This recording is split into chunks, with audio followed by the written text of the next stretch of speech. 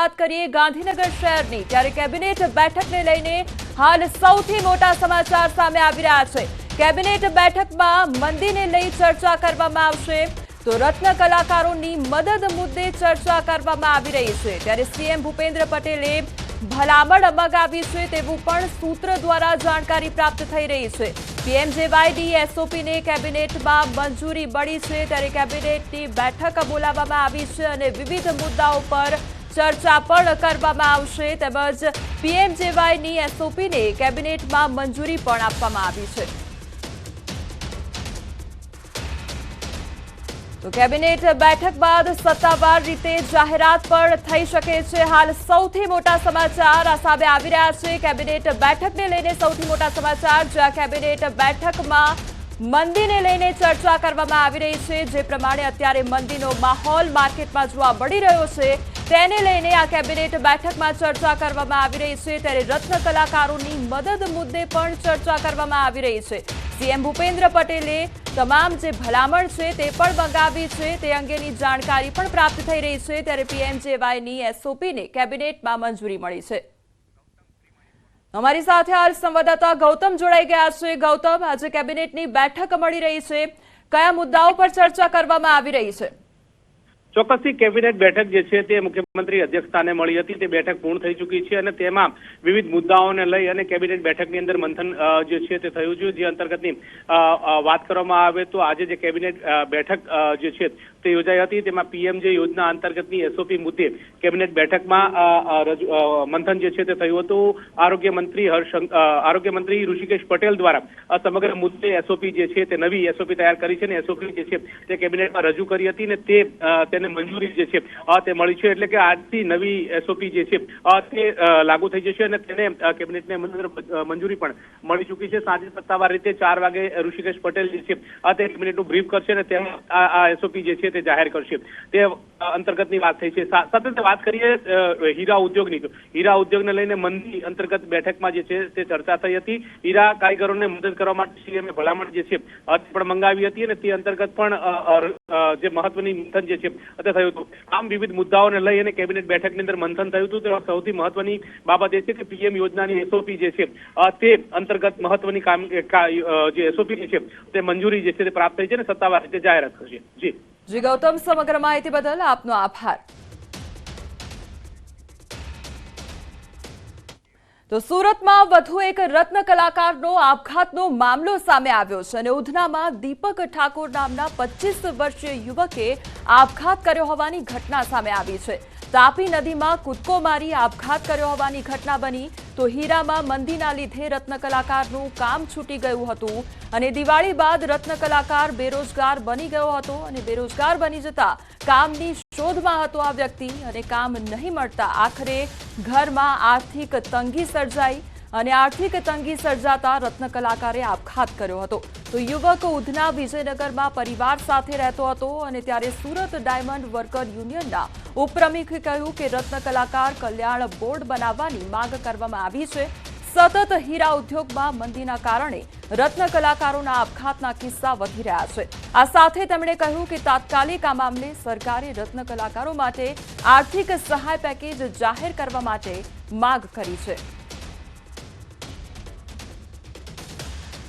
Diamond city તરીકે ઓળખાતા સુરતના ડાયમંડ ઉદ્યોગની ચમક ધીરે ધીરે ઘટી રહી છે અને સતત ડાયમંડ ઉદ્યોગમાં કામ કરતા રત્ન કલાકારો આપઘાત કરી રહ્યા છે। ત્યારે વધુ એક રત્ન કલાકારે આજે આપઘાત કર્યો છે। આપણી સાથે ડાયમંડ રત્ન કલાકારોના હિતની વાત કરનાર ભાવેશ ટાક જોડાયા છે। ભાવેશ, શું કહેશો? ડાયમંડ ઉદ્યોગની ચમક ઘટી રહી છે, સતત આપઘાતો વધી રહ્યા છે। છેલ્લા 1 વર્ષની વાત કરવામાં આવે તો કેટલા રત્ન કલાકારોએ આપઘાત કર્યા છે? છેલ્લા 1 વર્ષની વાત કરવામાં આવે તો 48થી વધારે રત્ન કલાકારોએ ખાલી સુરતમાં આપઘાત કર્યા છે। 6 થી 7 વાર ગુજરાતના મુખ્યમંત્રીને અમે લેટરો લખ્યા છે, શ્રમ અને રોજગાર મંત્રીને લેટરો લખ્યા છે, ઉદ્યોગ મંત્રીને લેટરો લખ્યા છે અને નાણામંત્રીને પણ લેટરો લખ્યા છે, પરંતુ સરકાર હજુ સુધી રત્ન કલાકારો માટે પોઝિટિવ નથી। આવનારા દિવસોની અંદર પોઝિટિવ રહે એવી સરકારને અમે વિનંતી કરીએ છીએ અને સરકારને પણ હવે જાગવું જોઈએ, પોઝિટિવ રીતે રત્ન કલાકારોની મદદ કરવી જોઈએ અને સરકાર પણ માલિકોને આદેશ કરે કે ભાઈ તમે પણ એક ફેડરેશન બનાવો અને તમે પણ એક ફંડ ભેગું કરો। કેમ નથી કરતા? બિલકુલ રત્ન કલાકારના આપઘાતને લઈને હવે સુરતના ડાયમંડ ઉદ્યોગની ચમકને લઈને મોટા સવાલો ઊભા થઈ રહ્યા છે. ખાસ કરીને અત્યાર સુધી રત્ન કલાકારો આપઘાત કરતા હતા, પણ જો આ જ પરિસ્થિતિ ડાયમંડ ઉદ્યોગની રહી તો રત્ન કલાકાર સાથે તેમના પરિવાર પણ આપઘાત કરે તેવી સ્થિતિ દેખાઈ રહી છે. જો કે તંત્ર દ્વારા આ મામલે કોઈ પણ કાર્યવાહી નથી કરવામાં. બીજી બાજુ રત્ન કલાકારના હિતને લઈને મુખ્યમંત્રી સુધી રજૂઆત કરવા છતાં પણ કોઈ કાર્યવાહી નથી થતી, જેને લઈને 48 કરતાં વધુ રત્ન કલાકારો અત્યાર સુધી આપઘાત કરી ચૂક્યા છે અને આ આંકડો વધે તેવી શક્યતાઓ દેખાઈ રહી છે. કેમેરામેન ભરત બ્રહ્મભટ્ટ સાથે કીર્તેશ પટેલ, ન્યૂઝ 18 ગુજરાતી, સુરત. આ તરફ પીએમજેવાય યોજના અંતર્ગત ગેરરીતિ અંગે કાર્યવાહી હાથ ધરવામાં આવી છે. તો ભરૂચના અંકલેશ્વરની જયાબેન મોદી હોસ્પિટલને દંડ ફટકારવામાં આવ્યો છે. જયાબેન મોદી હોસ્પિટલ પર ગંભીર આક્ષેપ લાગ્યા છે. તો ટ્યુમર બોર્ડના સર્ટિફિકેટ અને સિક્કાના ગેરવહીવટનો આરોપ લાગ્યો છે. હોસ્પિટલને 33 લાખ ઉપરાંતનો દંડ ફટકારવામાં આવ્યો છે. જો કે હોસ્પિટલ મેનેજમેન્ટ તરફથી આક્ષેપ સામે હજુ કોઈ સત્તાવાર નિવેદન આપવામાં આવ્યું નથી. વધુ એક હોસ્પિટલ સામે કાર્યવાહી હાથ ધરવામાં આવી છે, પરંતુ તે અંગે હોસ્પિટલ તરફથી સત્તાવાર રીતે કોઈ જાહેરાત કરવામાં આવી નથી.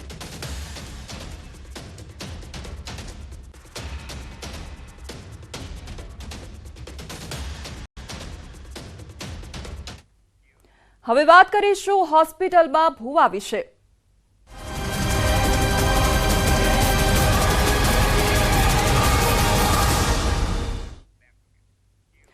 અમદાવાદની એક ચોંકાવનારી ઘટના સામે આવી છે. હોસ્પિટલમાં ભૂવાની વિધિનો મુદ્દો સામે આવ્યો છે અને સિવિલ સુપ્રિન્ટેન્ડન્ટ રાકેશ જોશીનું આ અંગે મોટું નિવેદન સામે આવ્યું છે.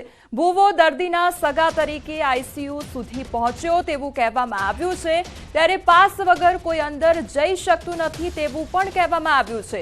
ભૂવો રાત્રિના સમયે આઈસીયુમાં પહોંચે છે તે અંગેની સ્પષ્ટતા પણ તેમના દ્વારા કરવામાં આવી છે. અમદાવાદ સિવિલ હોસ્પિટલનો આ સમગ્ર મામલો સામે આવ્યો છે, જ્યાં વિડીયો વાયરલ થયો છે અને વાયરલ થયેલા એક વિડીયોથી અનેક સવાલ ઉદ્ભવી રહ્યા છે કે શું હવે ડોક્ટરો નહીં પણ ભૂવા સાજા કરશે દર્દીઓને, તેવા સવાલ ઉદ્ભવી રહ્યા છે. ત્યારે અમદાવાદ સિવિલ હોસ્પિટલનો આ વિડીયો વાયરલ થયો છે અને અમદાવાદ સિવિલ હોસ્પિટલમાં ભૂવાઓ જાણે રોગ મટાડતા હોય તે પ્રકારની આ ઘટના સામે આવી છે. સિવિલ હોસ્પિટલના આઈસીયુમાં જઈ ભૂવાએ વિધિ કરી અને ડોક્ટરની દવાથી નહીં પરંતુ ભૂવાની વિધિથી દર્દી સાજા થયાનો દાવો કરવામાં આવ્યો છે.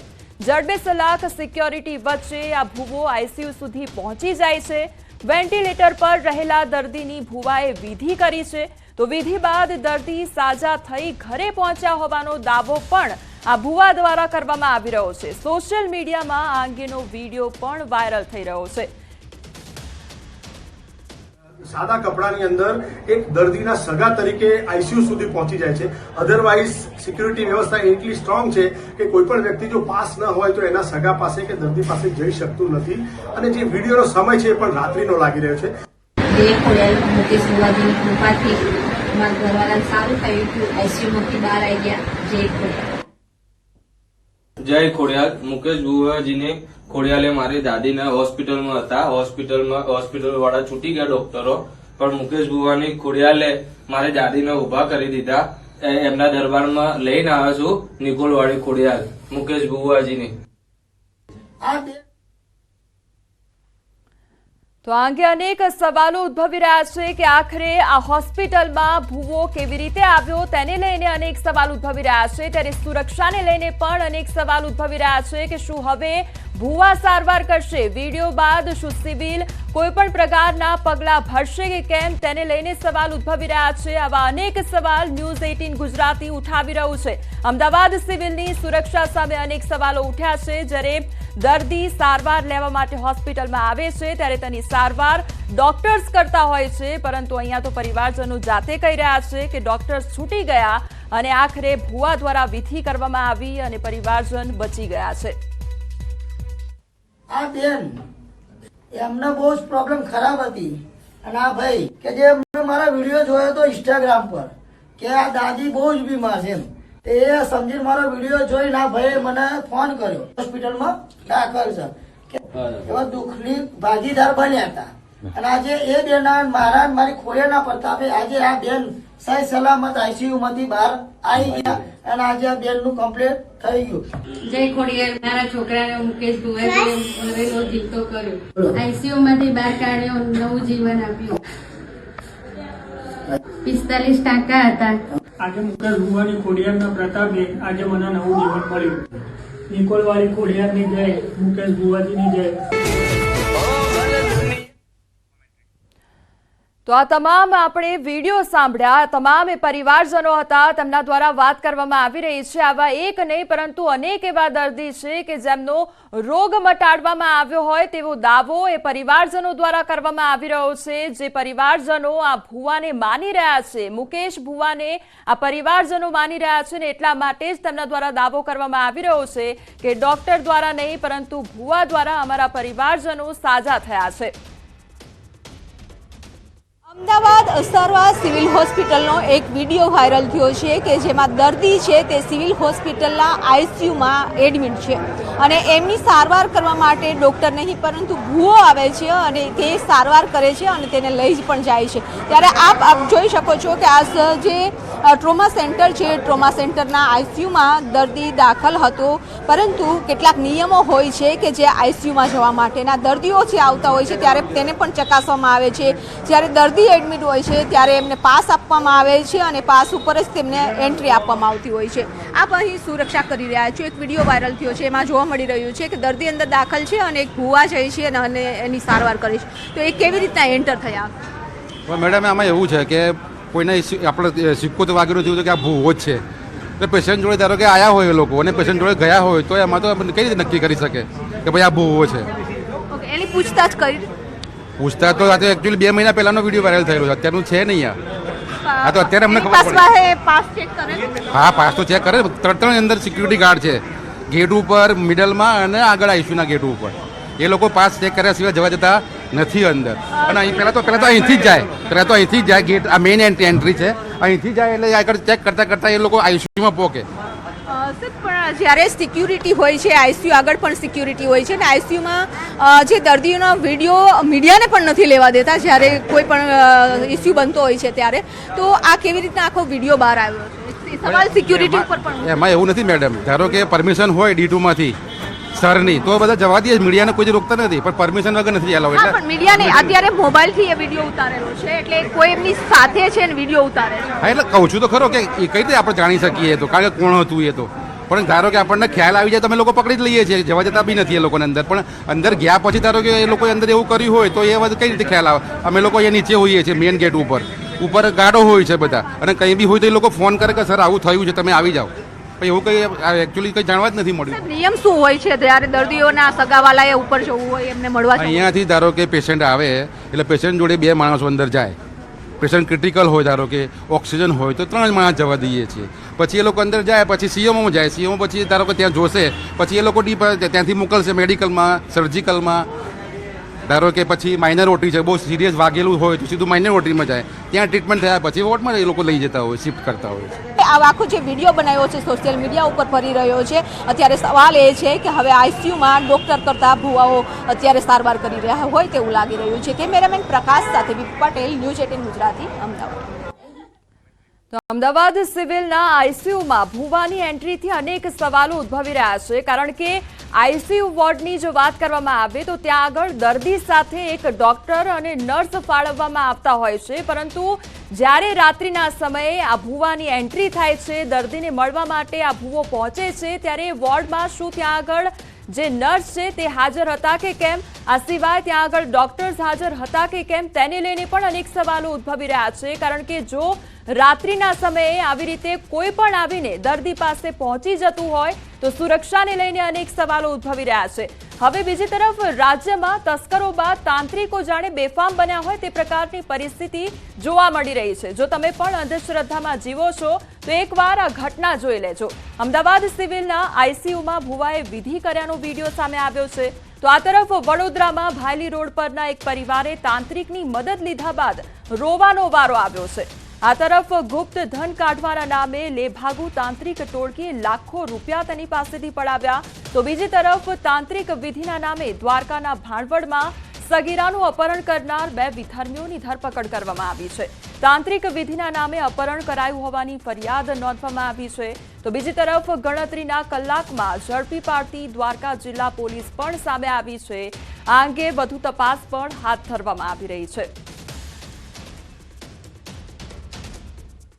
આ તરફ હવે મોરબી વિશે જો વાત કરવામાં આવે તો મોરબીમાં વધુ એક બોગસ ડોક્ટરનો પર્દાફાશ થયો છે. ડિગ્રી વગર લોકોની સારવાર કરતો હતો આ ડોક્ટર અને પોલીસે એલોપેથી દવાઓ કબજે કરી પોલીસે ડોક્ટર સામે ગુનો નોંધી તપાસ શરૂ કરી છે. તેના દ્વારા દવાઓ પણ આપવામાં આવતી હતી દર્દીને અને પોલીસે ડોક્ટર સામે ગુનો નોંધી વધુ તપાસ પણ હાથ ધરી છે. જે વધુ એક બોગસ ડોક્ટરનો પર્દાફાશ થયો છે ત્યારે એલોપેથી જે દવાઓ છે તે પણ જપ્ત કરવામાં આવી છે. દવાઓનો જથ્થો પણ જપ્ત કરવામાં આવ્યો છે. ખાતર માટે 300 જેટલા ખેડૂતોની કતાર જોવા મળી રહી છે. આ તરફ ગીર સોમનાથના કોડીનાર ડેપોમાં ખેડૂતોની કતાર જોવા મળી રહી છે. યુરિયા ખાતર માટે ખેડૂતોની લાંબી કતારો લાગી છે. 300 જેટલા ખેડૂતો યુરિયા ખાતર માટે ઉમટી પડ્યા છે અને સંઘમાં 55 ટન યુરિયા ખાતરનો જથ્થો આવતા ખેડૂતોમાં પડાપડી જોવા મળી છે. મોટી સંખ્યામાં ખેડૂતો અને ખેડૂત મહિલાઓની કતારો લાગી છે. તો વહેલી સવારે 6 કલાકથી ખેડૂતો ખાતર માટે કતારો લગાવીને ઊભા છે અને રોજનું યુરિયા ખાતર 50 ટન આવે છતાં ખેડૂતોમાં યુરિયાની અછત જોવા મળી રહી છે અને એટલા માટે જ વહેલી સવારથી આ લાંબી લાઈનો લાગી છે. અમારી સાથે હાલ સંવાદદાતા દિનેશ જોડાઈ ગયા છે. દિનેશ, ગીર સોમનાથમાં યુરિયા ખાતર આવતા જ ખેડૂતોની લાંબી લાઈનો જોવા મળી રહી છે. વહેલી સવારથી કયા પ્રકારનો માહોલ જોવા મળી રહ્યો છે ત્યાં આગળ? જી બિલકુલ. આમ તો છેલ્લા ઘણા સમયથી ગીર સોમનાથ જિલ્લાના મોટાભાગના વિસ્તારોમાં યુરિયા ખાતર છે તેમની અછત જોવા મળી રહી છે અને ખેડૂતો ક્યાંક ને ક્યાંક કહી શકાય કે રખડપાટ અને રઝળપાટ કરી રહ્યા છે. પરંતુ આજે કોડીનાર જે ખાતર ડેપો છે ત્યાં ખાતે એક ગાડી યુરિયા ખાતરની આવી હતી અને વહેલી સવારથી જ ખેડૂતો આ ખાતર માટે છે તે પડાપડી કરી રહ્યા હતા. જોકે ખેડૂતોનું કહેવું છે કે પહેલા ડીએપી ખાતરની અછત સર્જાઈ હતી અને હવે જ્યારે ખેડૂતોને યુરિયા ખાતરની જરૂરિયાત છે ત્યારે યુરિયા ખાતરની અછત સર્જાઈ છે અને પુષ્કળ પ્રમાણમાં ખાતર મળતું નથી. એટલે ખેડૂતોને જે રીતે જોતું હોય તે પ્રમાણે ખાતર ન મળવાને કારણે ખેડૂતો છે તે ક્યાંક ને ક્યાંક નારાજગી વ્યક્ત કરી રહ્યા છે. જી દિનેશ, સમગ્ર માહિતી બદલ આપનો આભાર.